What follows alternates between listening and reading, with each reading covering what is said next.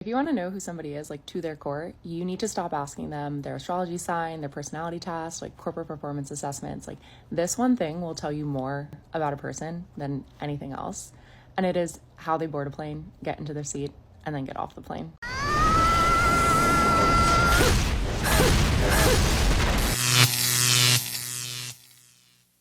You want to know who somebody is, like to their core, you need to stop asking them their astrology sign, their personality. Okay, with peace and love, I have no idea what this woman is talking about, but in my experience, what has given me like a good amount of insight towards someone new that I meet, whether it's dating or friendship, is whenever I meet their closest friends.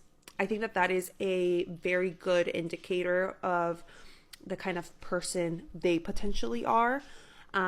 The kinds of values that they co-sign. And not to say that your friends are just like a mirror of you, and just because your friend is X, Y, and Z, that means that you're X, Y, and Z. But you remember that Will Smith quote of your five closest friends you are a summation of your five closest friends. As I've gotten older, I realized that there is like a lot of truth to that. And I think that there is a lot to learn about someone by getting to know their closest friends. And generally speaking, I realize that like if I meet someone and I think that they're like a good person, like to their core, they're like a good person, usually their friends are the same way. And maybe their friends have different interests, their different backgrounds. Like there is difference between them, but like to their core, they are aligned. So that is something that I observe whenever I start like dating someone or when I meet a new friend. I like to know who their closest friends are. And not only that, but also I love asking people, who is your best friend? And what is it about them that you love so much? And I get a lot of insight towards the things that they themselves value. So try it out and let me know what you think. Oh, last thing that I want to say is that it also serves as a reminder to take inventory of like your closest people. Because if you've ever been in a situation where you're like kind of uneasy, or you feel uneasy introducing one of your friends to another friend or to somebody else, maybe you should question that. Because why are you feeling uneasy? Like, is it something about your friend that you don't want this person to know? Is there, like, take inventory to that, because your friends are an extension of you. Anyways. Because of all these nonsensical reasons, they are single. This woman is a radical feminist, always talking about everything. Of course, blaming men, because everything bad that happens to a woman is the patriarchy's fault. But I agree, astrology is rubbish. However, what she said about friends is true. Pay attention to the friends of your woman, and especially the women in her family. If all her friends and relatives are women who cheat on their partners, like to drink, talk back, or disrespect men, and enjoy manipulation, your woman will be the same. Brother, the apple doesn't fall far from the tree. This is what happens to many men. They see the red flags in this woman, but because she is good in bed and has a pretty face, they let everything slide. Then they see how their life becomes hell with this woman. Because of a woman, many men have lost their money, fallen into vices, and even left their group of friends. Brother, analyze your woman, see who she hangs out with, because the saying is quite accurate. Tell me who you hang out with, and I'll tell you who you are.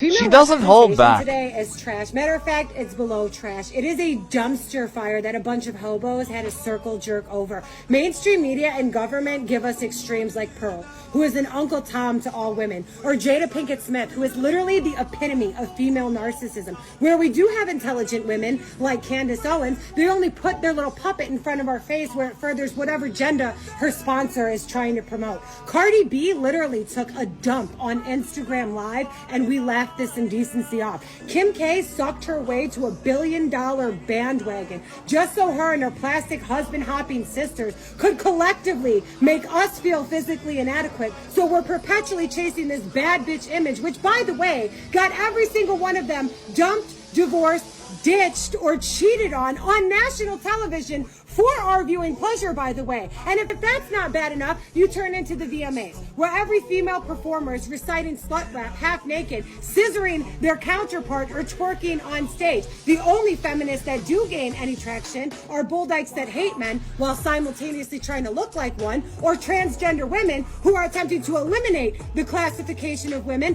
while bashing men, introducing this new form of misogyny that I can't even begin to wrap my fucking head around, all under the guise of fake tits and wigs. And to further that ridiculousness, they give Bruce Jenner the Woman of the Year award, where he goes on stage with his stick and berries still flopping around under his ball gown to tell women the biggest challenge they face is figuring out what to wear. Not unequal pay, sexual harassment, domestic violence, or victim-blaming rape survivors. No, it's what Skims to pair with your ball gown. Are you fucking kidding me? And then the women who do represent us want us to idolize transactional sexuality in the name of empowerment, just so they could turn around and worship a former incel proclaiming himself an alpha male because he worked out and made some money off of a podcast. They'll pass on a good man who's romantic, respectful, emotionally intelligent, all because they're equally yoked him in way of finances, which, by the way, is a right that we fought for, just so we could turn around and demasculinate men on the premise of their fucking wallet. Make this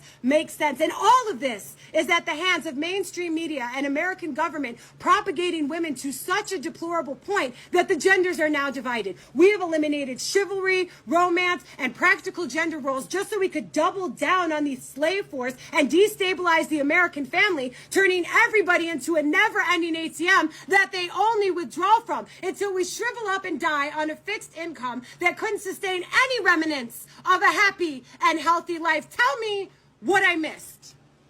Tell me what I got wrong. Please. Wow, that's intense, but I agree with her.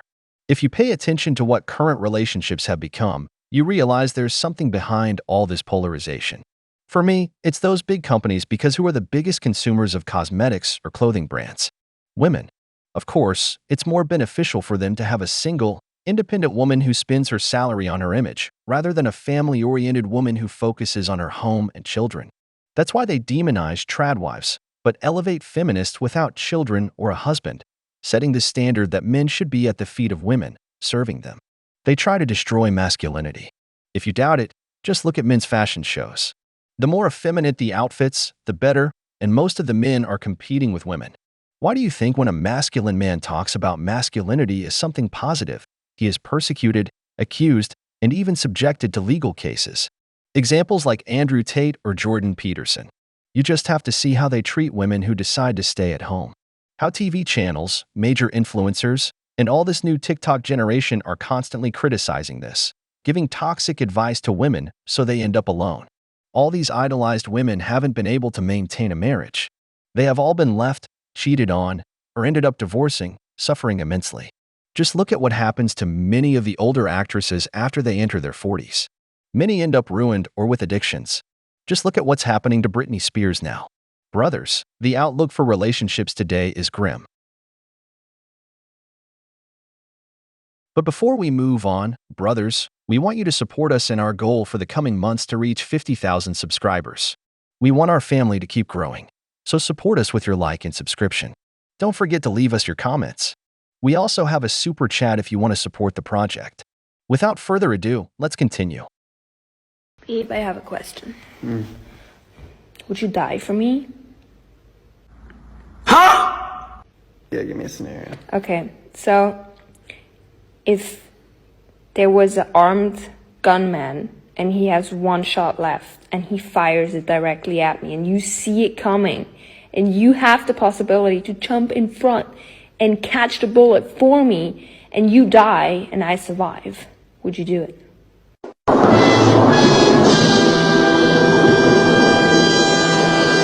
No.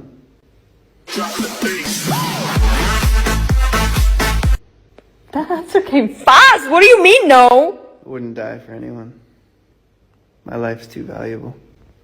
So you don't love me, I knew it. Women. No one would ever really die for anyone.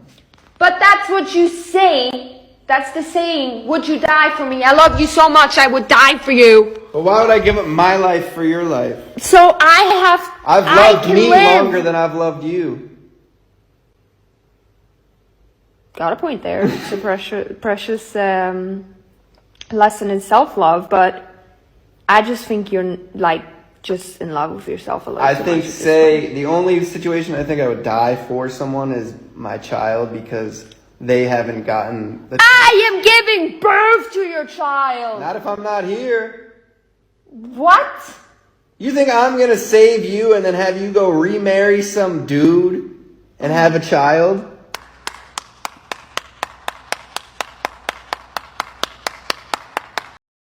Brothers, this man is really grounded.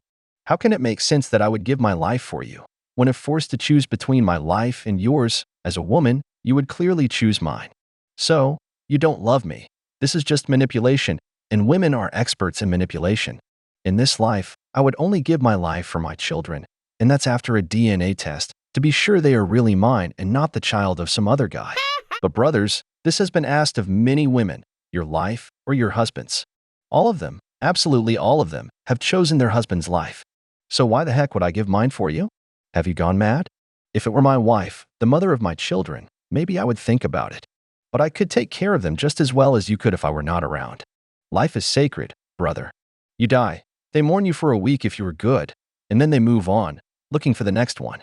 Someone else is living off what you left behind.